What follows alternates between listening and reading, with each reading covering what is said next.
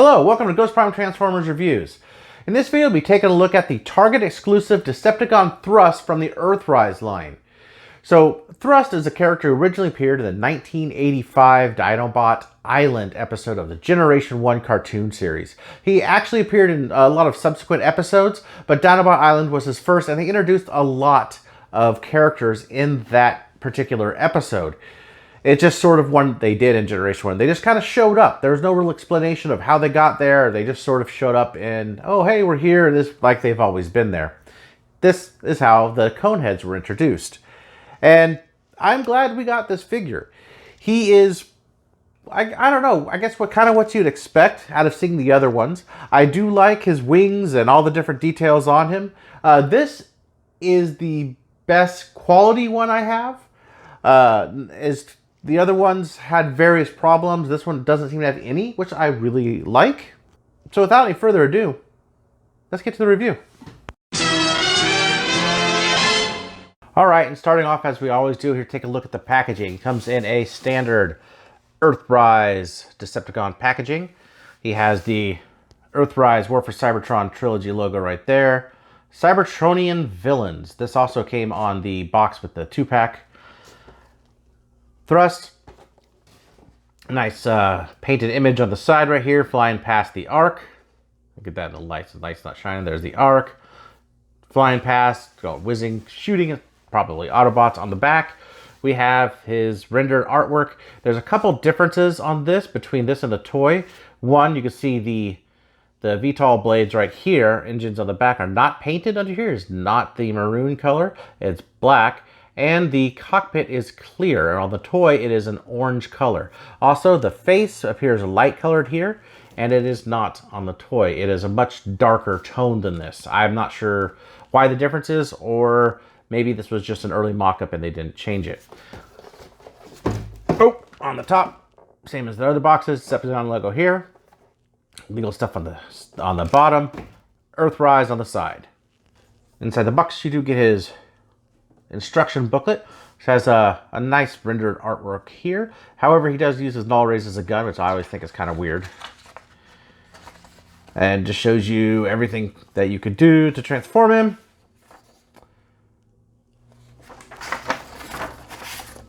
Pretty clear. We've all seen these before. Inside, you also get the map section here. Get in close. Right there. There is a lot of lines. I believe this is a printing mistake. A lot of these have printing mistakes over them now, and this one is no exception. But it does have a planet in there. It also comes with a decoder, so we could check it out. Let's see if I can get this real close on camera. Just says 0. Oh, there you go. 0. Also, what I find very strange, it has the Mercenary logo right here instead of a Decepticon logo. I wonder why that is. Okay, and of course the reason we're here, Thrust himself. Now he does come with both of his null rays that I already have placed on his shoulders here. He has some really nice detail on him, just like the rest of them. His knees are painted in this purple color and white with they'll be yellow and red. Now he is done up in black and this maroon color, which I think is very good. I've never really liked the kind of grayish colors that come on this guy.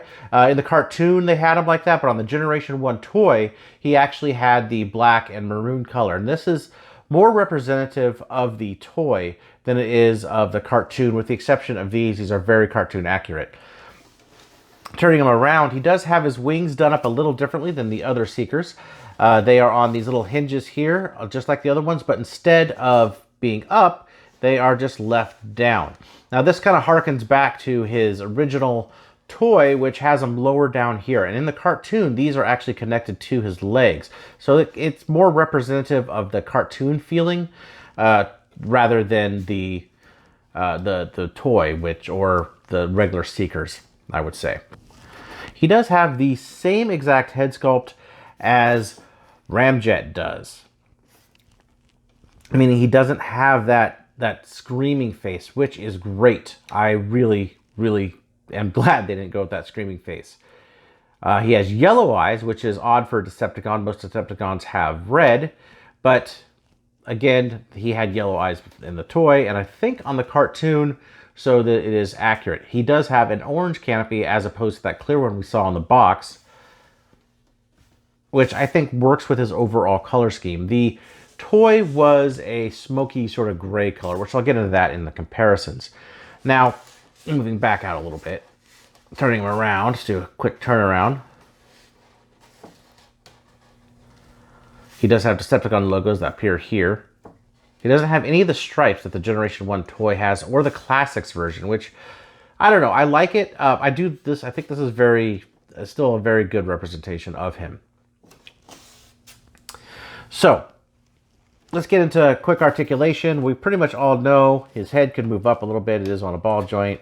It goes all the way around. Now, his joints are really, really, really tight. You just got to take my word for it. I have big-ass fingers, and it's hard for me to get the head all the way around.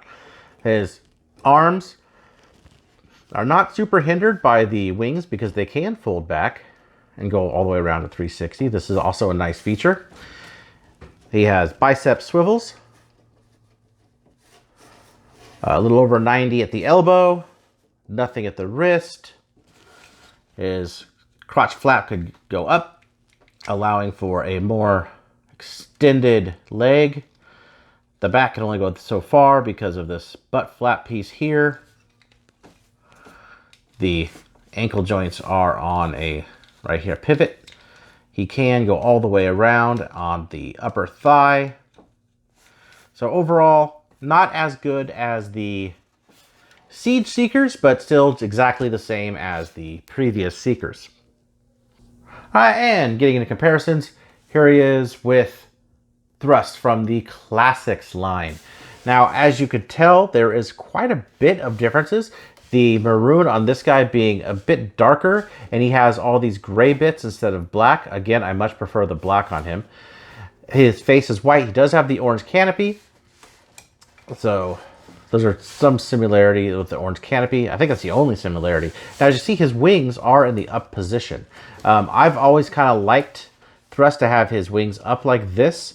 The correct place to put these on the Classics figure are down here, so they're part of the legs, which gets me into this. So this kind of goes down like this, but you can just put it up, just like so. If you like to display Thrust like this, and I know many people do, then there it is. Whoa. And he stands much better than this guy does.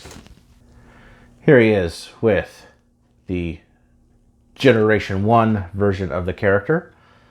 Now, of course, the Generation 1 version does have a little bit of these light colors here, but it's much more black, and it has a very much more similar, can't talk for some reason, color maroon, and the black colors, and a darker face with the yellow eyes. So overall, pretty decent homage. I think it looks great. Now, as you see, these here do appear on the Generation 1, but do not appear at all on him. I'm sure Toy Hacks will come out with something to alleviate that, with the stickers in the back here and the Decepticon on the nose cone.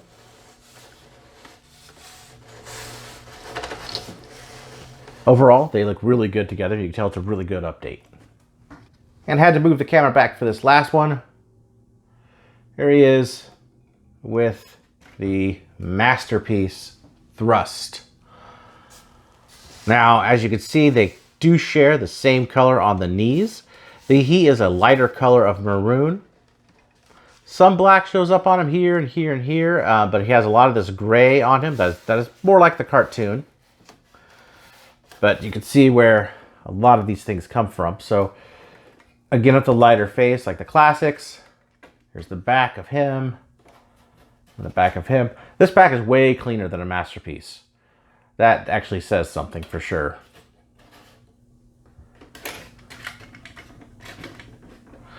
And that's how they look together. All right, before we move on, let's just take a look at the trio together at last. They look fantastic. Now, I don't think I need to go over transformation of this guy. If you'd like to see transformation, I do go over transformation in my Starscream video, and I do go over transformation in the Conehead videos that the Dirge and Ramjet that I created. So you can check those videos out. So what I'm going to do is I'm just going to speed up the process right here.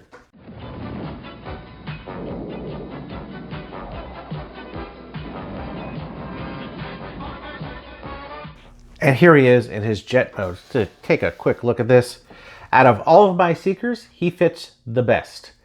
His joints are beautiful and tight, and he just feels really good when you transform him. I don't know if your copy will be the same, but just really, really nicely transforms. As you see his color breakdown, there's just some paint right here, and the black does cover this whole area here and kind of an abrupt into the red. I don't necessarily mind that. I think this looks pretty good. Little Decepticon logos show up here, some silver paint here on the VTOLs. Overall, looking pretty damn good. He does have 5mm peg holes here, so you can mount the rays under there. No Decepticon logo up here. So, not much to say about it, but I think he looks damn good as I knock something over. So let's get into some comparisons, shall we? All right, first I'll bring in his Classics version. Of course, the Classics version is a stub nose due to the non-faux cone head piece that all the cone heads for Earthrise have. But as you can see, the difference is here. Now, he does have these stripes where he lacks all stripes whatsoever. But there are still some similarities, because this design is based off of this one. There we go. Here he is with his Generation 1 counterpart. Now, I do have the front landing gear to this, but it is put away in his box. So please excuse that. So here how he looks together with Generation 1. Again, he lacks the stripes, has a different color cockpit. No Decepticon logos on the VTOLs, but he does have those tiny little ones there, which you could almost barely make out. You could use some nice Decepticon logos there, like the Generation 1. Overall, colors relatively similar, and they look really good. Last but not least, here he is with the Masterpiece version of Thrust. Loving all the black here. I like how they extended the cockpit, kind of like this, but not to a point. Still has this line here, which I believe is cartoon accurate. And I can lift this guy up, nothing falling off. See, the gray shows up big time on this, and this is just that black and nice dark maroon color. Still a very good looking figure. And with figures this solid, kind of makes me want a different one of these, because constantly have problems with this one. And finally, here we have the obligatory shot of all three of them together. Finally in jet mode. And yes, they look very good together. Very, very good together indeed. So this guy is a great figure. He is a wonderful representation of the character. I really think he takes the highlights of the past figures that we've gotten and kind of combines it to the perfect figure. This one is very, very good. He is very hard to find, and he's kind of needed to complete that trio, which let's talk about that for a second. Hasbro released the Target Exclusive 2-pack of Ramjet and Dirge, and they didn't include Thrust. They have him separately coming in a pack by himself, which is, I think, a very bad idea. It makes it very hard to collect, and with all the push, the pre-orders being pushed back, some even till December 29th. They are starting to show up in stores, so you could be lucky, but he's seeming to be relatively scarce. Now, with the pre-orders being pushed back, maybe Hasbro's taken some time to make some more of them. They didn't realize demand, or maybe had something to do with the shipping containers that got lost at sea. I have no idea, but he's kind of difficult to get right now, which is just a damn shame. So if you like this video, please hit that thumbs up button, hit the thumbs down vote button if you have to. Please subscribe. I'll see you guys next time.